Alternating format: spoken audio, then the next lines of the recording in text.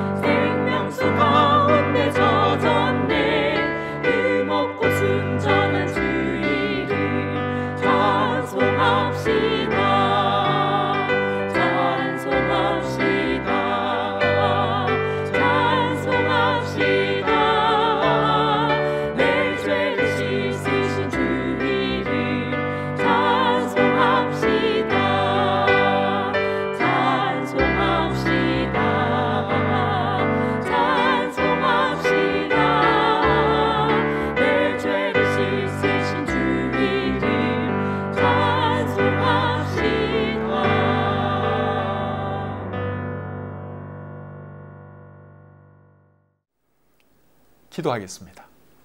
하나님, 저희들을 구원해 주셔서 감사합니다. 하나님의 자녀로 이 험한 세상 살아갈 수 있으니 얼마나 감사한지요. 오늘 하루도 하나님의 은혜 가운데 하루 일과 잘 마치게 해주시고, 또 이 시간 우리 가족들과 함께 주님을 예배하는 귀한 자리에 불러주셔서 감사합니다.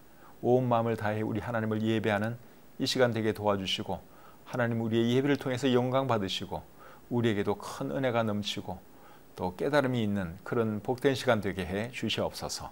모든 것 주님께 의탁하오며 예수님의 이름으로 기도드립니다. 아멘. 찬송 한 곡 더 부르겠습니다.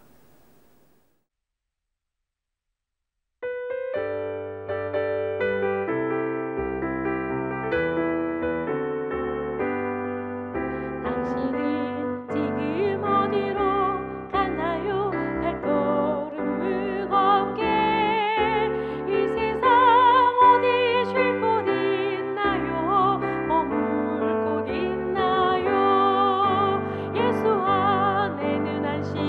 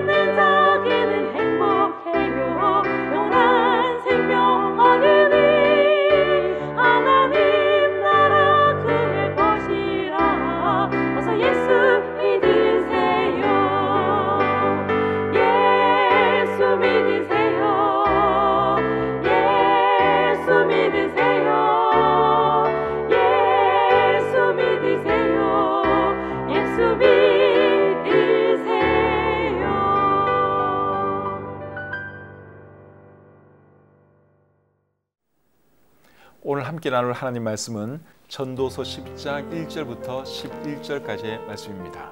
이 말씀 제가 읽어드릴 때 여러분들 눈으로 잘 따라 읽으시기를 바랍니다. 전도서 10장 1절부터 11절까지입니다. 죽은 파리들이 향기름을 악취가 나게 만드는 것 같이 적은 우매가 지혜와 존귀를 난처하게 만드느니라. 지혜자의 마음은 오른쪽에 있고 우매자의 마음은 왼쪽에 있느니라. 우매한 자는 길을 갈 때에도 지혜가 부족하여 각 사람에게 자기가 우매함을 말하느니라.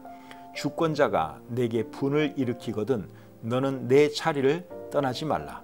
공손함이 큰 허물을 용서받게 하느니라. 내가 해 아래에서 한 가지 재난을 보았노니 곧 주권자에게서 나오는 허물이라. 우매한 자가 크게 높은 지위들을 얻고 부자들이 낮은 지위에 앉는도다.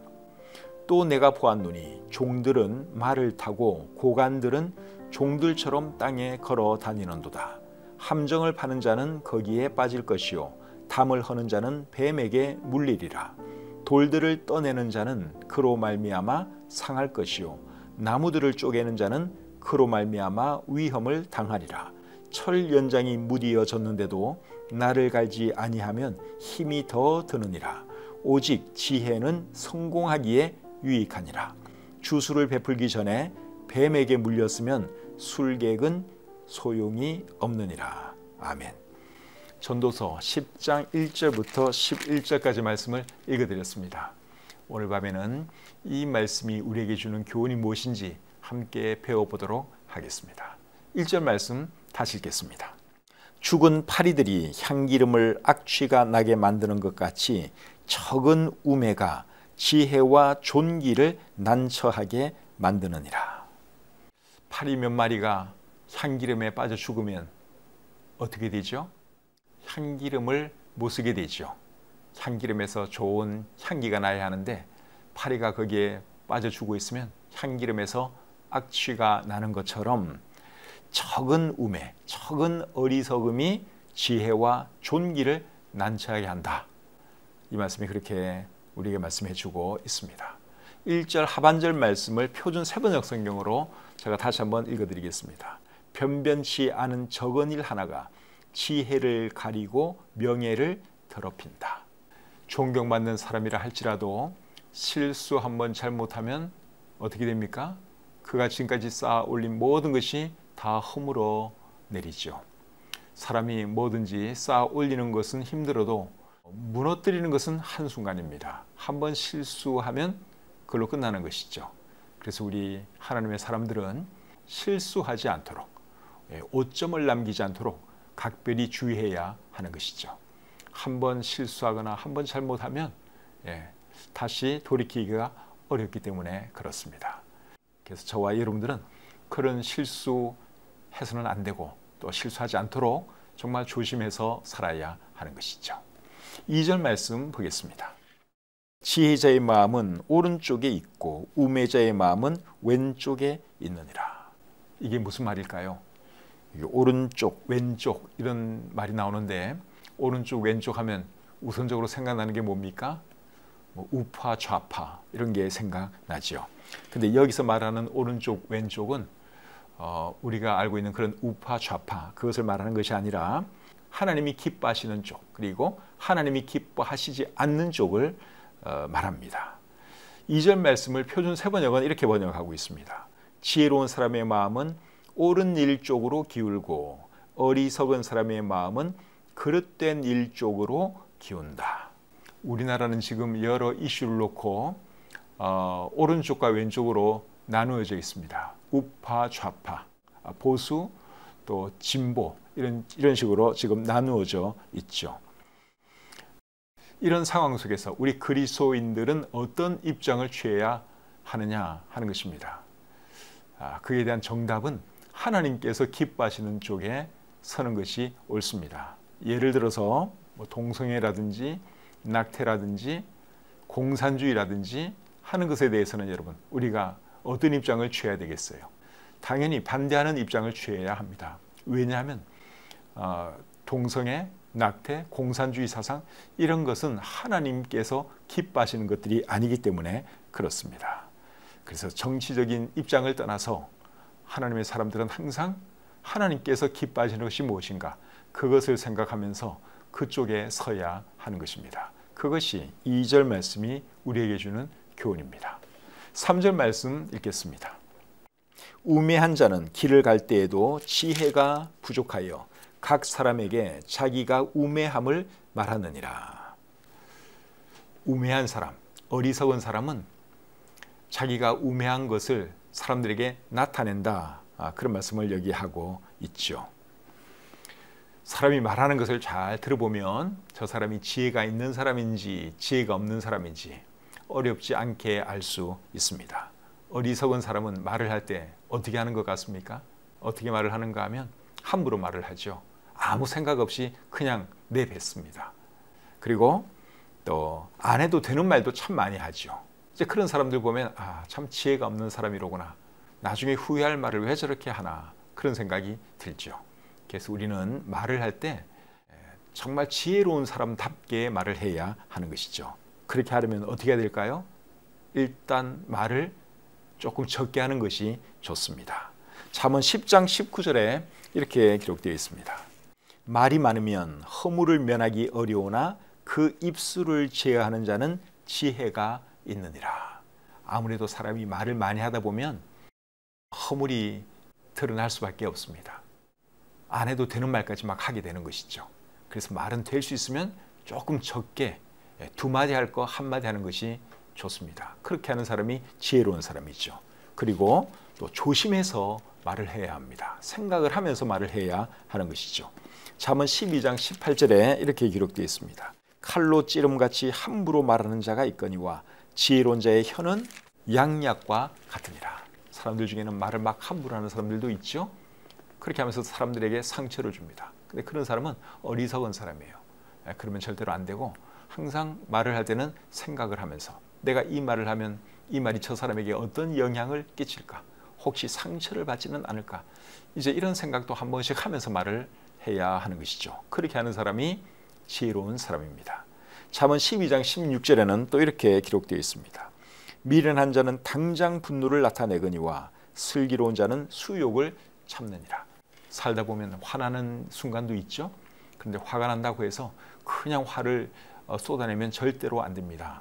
화가 난 상태에서는 실수할 가능성이 굉장히 많습니다. 자기 통제가 잘 안 되니까. 그래서 화가 나더라도 마음을 가라앉히면서 할 말 안 할 말 잘 가려서 해야 하는 것이죠. 그래서 우리가 말이 있어서 어리석은 사람 되면 안 되고 지혜로운 사람이 되어야 하는 것이죠. 4절 말씀 보겠습니다. 주권자가 내게 분을 일으키거든 너는 내 자리를 떠나지 말라. 공손함이 큰 허물을 용서받게 하느니라. 주권자가 내게 분을 일으킨다. 이제 이런 표현이 나오는데, 이 말은 주권자가 너를 화나게 한다, 그 말이 아니라 주권자가 너에 대해서 화를 낸다 하는 뜻입니다. 저는 제일 처음에 이 말을 잘못 이해해가지고 주권자가 내게 분을 일으킨다 하는 이 말을 주권자가 이제 나를 화나게 하는 그런 경우를 생각을 했어요. 그런데 다른 성경을 이렇게 읽어보니까 이게 그 의미가 아니더라고요. 주권자가 나에 대해서 화를 내는 그것을 의미하고 있습니다. 그리고 다른 성경을 보고 나서 그 다음에 이 4절 말씀을 개역개정판으로 읽으니까 이게 그런 말로도 해석이 되겠구나, 그런 생각이 들었습니다. 그래서 4절 말씀, 주권자가 내게 분을 일으키거든 하는 이 말의 의미는 주권자가 너에 대해서 화를 내거든, 그 뜻입니다. 주권자가 화를 낼 때 어떻게 하라 그랬습니까? 네 자리를 떠나지 말라, 그렇게 말을 하고 있죠.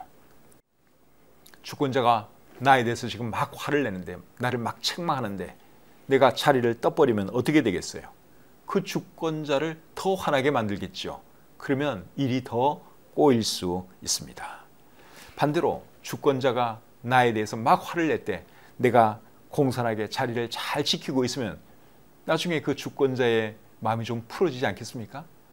설령 내가 어떤 큰 잘못을 했다 할지라도 나중에 용서를 해주게 되죠. 왜냐하면 화를 충분히 많이 냈으니까. 근데 내가 그것을 잘 받아들이고 이렇게 공손하게 있으면 나중에 이제 마음이 풀리면서 나를 용서해 주게 되는 것이죠. 4절 말씀의 의미가 그겁니다. 표준 3번역으로 4절을 한번 읽어드리겠습니다.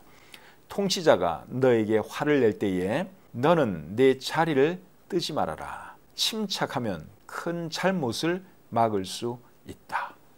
그러니까 이런 말씀은 여러분 우리 직장 다니는 분들이 특별히 잘 마음에 새기면 좋을 것 같습니다. 직장 생활하다 보면 상사로부터 혼날 때가 있죠. 상사가 막 나를 책망할 때, 그럴 때 사실은 막 속에서 이렇게 뭐가 올라올 수도 있어요. 자리를 박차고 나가고 싶은 그런 생각이 들 수도 있습니다. 그래도 참으셔야 돼요.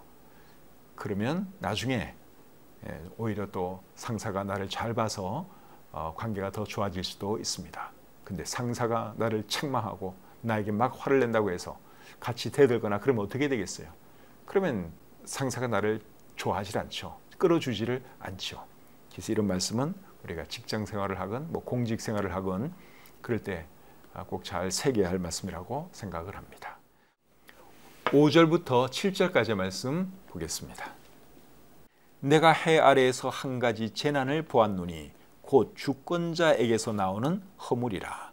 우매한 자가 크게 높은 지위들을 얻고 부자들이 낮은 지위에 앉는도다. 또 내가 보았노니 종들은 말을 타고 고관들은 종들처럼 땅에 걸어 다니는도다. 5절부터 7절까지의 말씀은 주권자들이 하는 실수에 대한 말씀이죠. 주권자들이 어떤 실수를 하는가 하면 6절 말씀을 다시 보겠습니다. 우매한 자가 크게 높은 지위들을 얻고 부자들이 낮은 지위에 앉는도다. 6절 말씀이 이제 주권자들이 범하는 실수에 대한 말씀인데 이 말씀을 읽어도 잘 이해는 안 가더라고요. 특히 이제 부자들이 왜 낮은 지위에 앉을까? 이런 것에 대해서 이해가 잘 안 갔는데 표준 3번역 성경으로 읽으니까 조금 더 이해하기가 쉬웠습니다. 표준 3번역 성경으로 5절과 6절 말씀을 제가 다시 한번 읽어드리겠습니다. 내가 세상에서 본 잘못된 일 또 하나는 역시 통치자에게서 볼 수 있는 크나큰 허물이다. 어리석은 사람을 높은 자리에 앉히고 존귀한 사람을 낮은 자리에 앉히는 것이다. 개역 개정판 성경에서는 부자들로 번역된 말을 표준 3번역 성경에서는 존귀한 사람이라고 번역을 하고 있습니다. 그리고 공동번역 성경은 유력한 자격자라고 말씀을 하고 있습니다. 그러니까 여러분, 우매한 자가 높은 자리에 앉으면 안 되죠. 그리고 정말 존귀한 사람, 정말 능력 있는 사람이 낮은 자리에 앉아도 안 되는 거예요. 그런데 주권자들이 이제 이런 실수를 하더라 하는 것이죠. 사람을 잘못된 자리에 앉히는 그것을 말하고 있습니다. 주권자들이 또 어떤 실수를 하는가 하면 7절 말씀을 다시 보겠습니다. 또 내가 보았노니 종들은 말을 타고 고관들은 종들처럼 땅에 걸어 다니는도다. 이것도 조금 말이 안 되는 그런 상황이죠. 종들이 말을 타고 고관들은 땅에 걸어 다니는 건 이거는 누가 봐도 좀 아니지 않습니까? 근데 왜 이런 현상이 나타나느냐? 주권자들이 실수를 하기 때문에 이제 이런 일이 나타난다는 것이죠. 그래서 5절부터 7절까지는 주권자들이 저지르는 잘못에 대한 말씀이에요.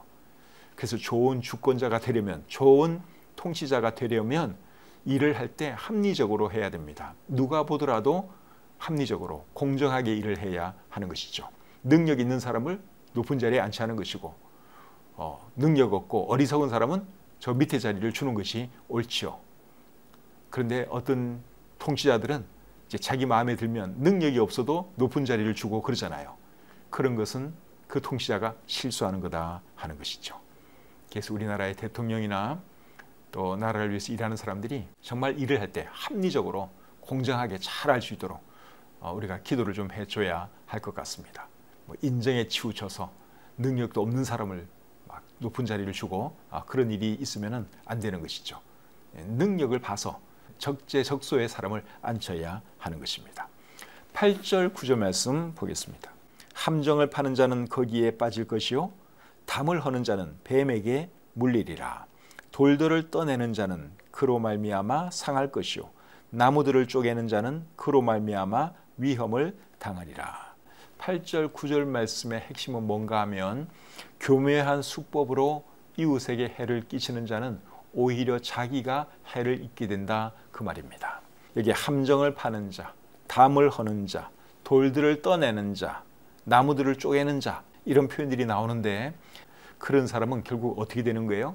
자기가 오히려 해를 입게 된다 하는 것이 8절과 9절 말씀의 내용입니다. 이 말씀과 비슷한 말씀이 잠언 26장 27절에도 있는데 한번 읽어드리겠습니다. 함정을 파는 자는 그것에 빠질 것이요 돌을 굴리는 자는 돌이여 그것에 치리라. 다른 사람 함정에 빠뜨리려고 하는 사람은 자기가 오히려 빠지게 되고, 그리고 다른 사람에게 돌을 굴려서 상하게 하려고 하는 사람은 자기가 오히려 그 돌에 치이게 된다 하는 말씀이죠. 그래서 이런 말씀들 기억하시고 절대로 멀쩡한 이웃을 해치는 그런 사람이 되면 안 된다 하는 것이죠. 멀쩡한 사람 해치려고 하면 누가 상한다고요? 자기가 다치게 되어 있습니다. 10절 말씀 보겠습니다. 철 연장이 무디어졌는데도 나를 갈지 아니하면 힘이 더 드느니라. 오직 지혜는 성공하기에 유익하니라. 맞는 말이죠. 철 연장이 무디어졌는데도 그 날을 갈지 않고 계속 일을 하면 어떻게 되겠습니까? 힘은 힘대로 들고 일의 효율은 전혀 나타나지를 않지요. 그래서 지혜로운 사람은 일을 할 때 어떻게 하는가 하면 한 번씩 쉬면서 쉬는 시간에 그 날을 갈죠. 그러고 나서 이제 일을 하면 일이 훨씬 더 수월하게 잘 됩니다.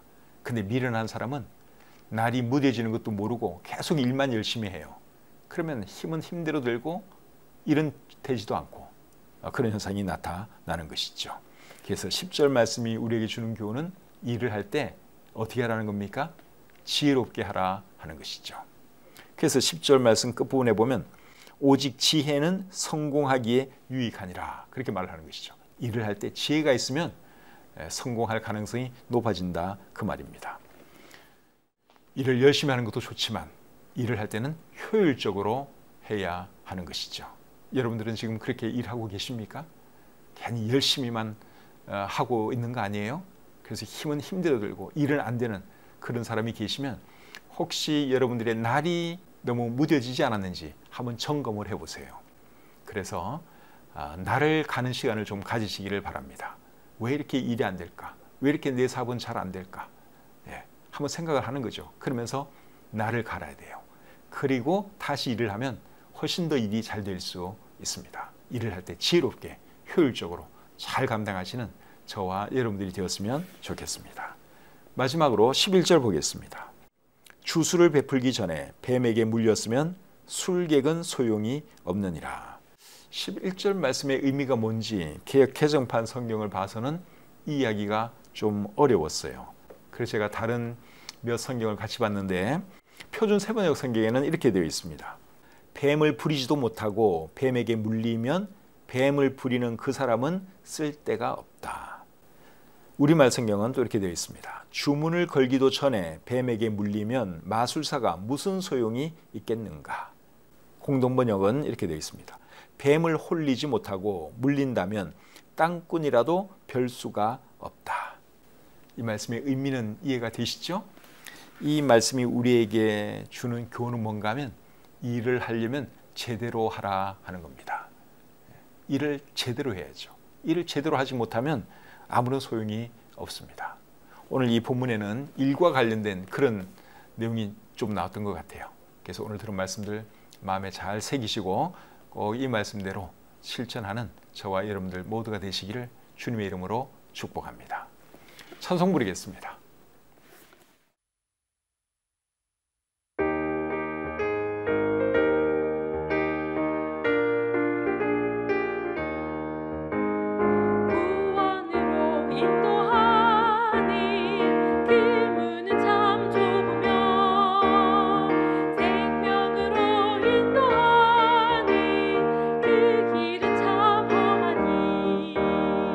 우리 몸에 지워 있는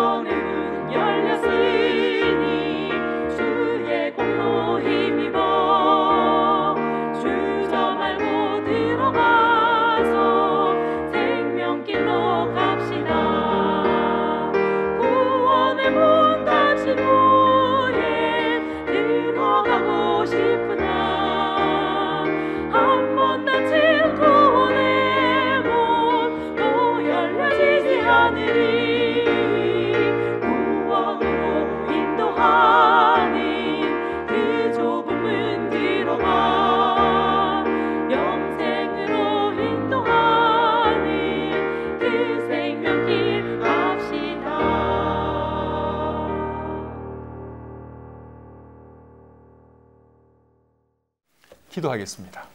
하나님 아버지, 이 밤에도 전도서 10장 말씀을 통해서 우리에게 교훈해 주시니 참 감사합니다. 여러 가지 말씀들 많이 들었는데 이 말씀들 우리 마음에 잘 새기게 도와주시고 꼭 이 말씀대로 실천하며 살아가게 해 주시옵소서. 우리 삶 가운데 실수나 오점이 없기를 원합니다. 늘 조심하면서 살아가시도록 도와주시고 누가 보더라도 아름답고 참 존경스러울 만한 그런 삶을 우리 모든 성도님들이 살아가게 해 주시옵소서. 주신 말씀을 감사드리며 예수님의 이름으로 기도드립니다. 아멘. 오늘은 전도서 10장에 있는 말씀을 우리가 살펴보았는데 내용을 읽어보니까 잠언에 있는 말씀하고 분위기가 많이 비슷하지 않습니까? 잠언에 있는 말씀을 우리가 공부한 것 같은 그런 생각이 들죠. 왜 그런가 하면 잠언도 솔로몬 왕이 기록을 했고 전도서도 솔로몬 왕이 기록을 해서 그렇습니다. 분위기가 많이 비슷해요. 그래서 오늘 이 말씀이 우리에게 주는 교훈, 다시 한번 여러분들이 성경을 읽으면서 마음에 잘 새기고 담았으면 좋겠습니다. 이 내용의 의미가 조금 어려운 것도 나왔어요. 그래서 이 말씀의 의미가 뭔지 여러분들이 제대로 이해하셨는지 한번 꼭 성경을 다시 읽어보시면서 정리를 하셨으면 좋겠습니다. 여러분들 가족들과 함께 예배드리신 분들은 이 말씀을 제대로 이해하셨는지 서로 질문을 하면서 좀 나누시고 특별히 우리 아이들에게도 말씀을 잘 들었는지 잘 이해했는지 꼭 질문을 하시기를 바랍니다. 오늘 밤에도 여러분 편히 주무시고 또는 주일날 우리 모든 가족들과 함께 교회에 나오셔서 우리 하나님을 예배하도록 하겠습니다. 오늘 하루 일하시느라 수고 많이 하셨고 그리고 이 시간 함께 예배드리는 우리 성도님들 다시 한번 감사드립니다. 오늘 주일날 교회에서 뵙도록 하겠습니다. 평안한 밤 되십시오.